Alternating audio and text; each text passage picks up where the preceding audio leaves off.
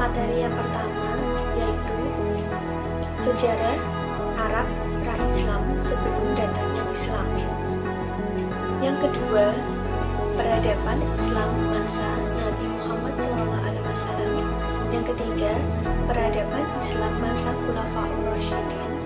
Yang keempat, peradaban Islam masa Bani Umayyah. Yang kelima, peradaban Islam di Andalusia, Spanyol. Yang keenam, peradaban Islam masa Bani Abbasiyah. Salah satu unsur kuat dalam kebudayaan Arab pra-Islam adalah kasta. Kelas bangsawan tidak sama dengan kelas budak dan sebaliknya. Bangsa Arab memiliki beberapa pasar yang digunakan untuk melakukan transaksi jual beli sekaligus membacakan syair-syair mereka. Pada masa pemerintahan Syaba, Arab menjadi penghubung perdagangan Eropa dan dunia timur. Karakter masyarakat Arab ditunjukkan dengan adanya perasaan kebanggaan berlebihan, superioritas, patriarkis. Tradisi Arab pra-Islam yang dikukuhkan Al-Quran mengandung nilai positif, yaitu respon Al-Quran dalam kategori tahmil yang bersifat individual, dermawan, jujur, sabar, berani, memuliakan tamu, menepati janji, dan kesetiaan. Umumnya kehidupan orang Arab sebelum Islam bersembur yaitu perdagangan dan peternakan. Untuk sosial, politik, dan pemerintahnya Arab, tidak ada rasa solidaritas sosial yang menyeluruh bagi semua Arab. Sebelum Islam lahir di kawasan Pain Najd yang melengkapi Mekah dan Madinah, di sana telah berkembang agama Yahudi dan Nasrani. Namun orang-orang pribumi hanya memeluk penyembahan berhala. Di samping mempercayai berhala, masyarakat Arab mempercaya animisme dan tahayul. Objek cakrawala dan objek di bumi disembah menandakan rasa terima kasih atas apa yang mereka terima.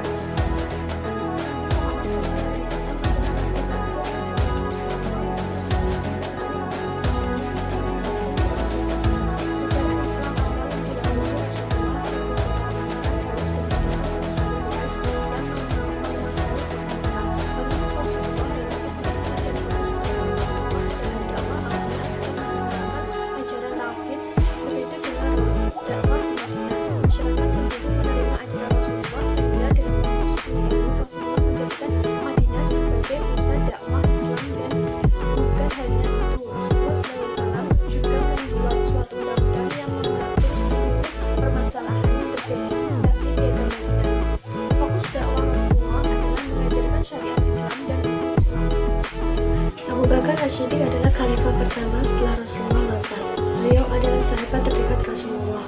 Pada masa kekhalifahannya, beliau memiliki beberapa prestasi.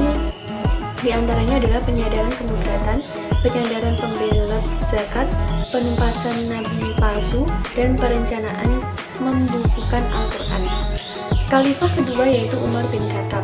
Proses terpilihnya beliau adalah ditunjuk langsung oleh Khalifah Abu Bakar melalui musyawarah para sahabat senior. Beberapa prestasi Khalifah Umar bin Khattab yaitu membebaskan Baitul Maqdis dan membentuk sistem kalender. Kalender Hijriah yang awal patokan penanggalan Islam adalah tahun hijrahnya Rasulullah SAW dari Makkah ke Madinah. Pada masa pemerintahan Khalifah Utsman bin Affan dibentuklah Mushaf Al-Quran. Karena ada yang melihat bahwa sebagian bacaan tercampur dengan kesalahan, bahkan mereka saling mengkafirkan. Dengan kekhawatiran khalifah, beliau membentuk Badan Penyusunan Al-Quran dalam bentuk mushaf. Pada pemerintahan ini dilakukan perluasan Masjid Nabawi.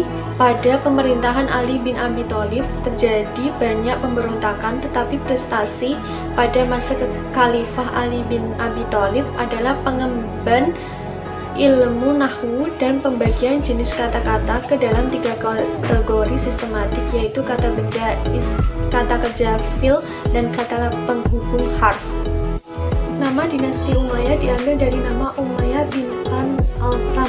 Muawiyah bin Abi Sufyan segenerasi pula dengan Ali bin Abi Thalib. Kakek Abu Sufyan, Umayyah, segenerasi dengan Abdul Muthalib. Maka Muawiyah bin Abi Sufyan segenerasi pula dengan Ali bin Abi Thalib.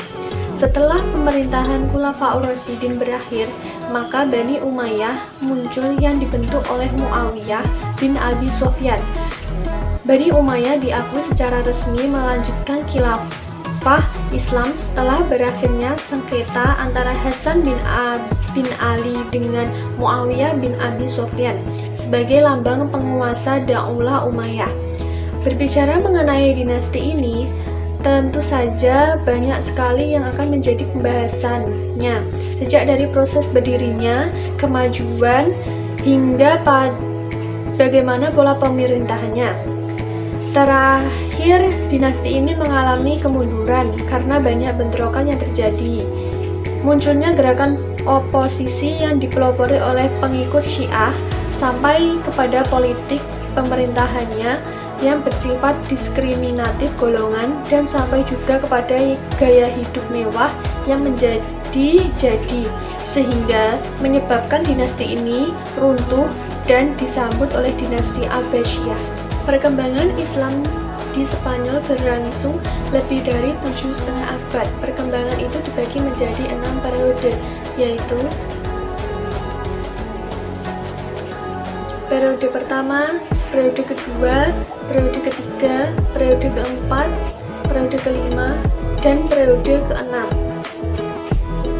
Kemajuan peradaban itu dipengaruhi oleh kemajuan ekonomi pada abad ke-9 dan ke-10.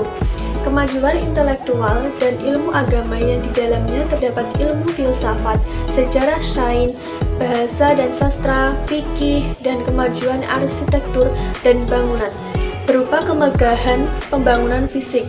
Faktor-faktor pendukung kemajuan Spanyol Islam diantaranya, kemajuannya sangat ditentukan oleh adanya penguasa-penguasa yang kuat dan berwibawa, yang mampu mempersatukan kekuatan-kekuatan umat Islam seperti Abd al-Rahman al-Dakhil, Abd al-Rahman al-Wasid, dan Abd al-Rahman al-Nasir.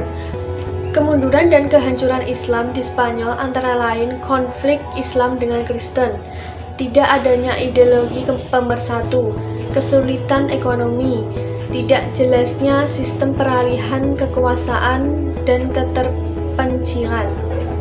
Pertemuan antara peradaban Islam dengan kebudayaan Yunani dan Persia dilatari oleh banyak faktor secara geografis dari dunia Islam yang strategis, dikenal dengan bangsa tengah atau Middle Nation atau umatan wasyatan. Pertemuan antara dua kebudayaan yang sudah maju yaitu Yunani dan Persia. Secara teologis terdapat ayat yang menjadi perintah Allah dan Rasul untuk menghargai kekuatan akal yang dianugerahkan, dan anjuran Rasulullah untuk senantiasa mencari ilmu pengetahuan. Kontak dengan kebudayaan Barat itu akan berpengaruh signifikan terhadap kejayaan umat Islam. Secara historis, kemajuan dan kejayaan peradaban yang dicapai Islam tidak terlepas dari dua peradaban besar dunia sebelumnya, yaitu Persia dan Yunani.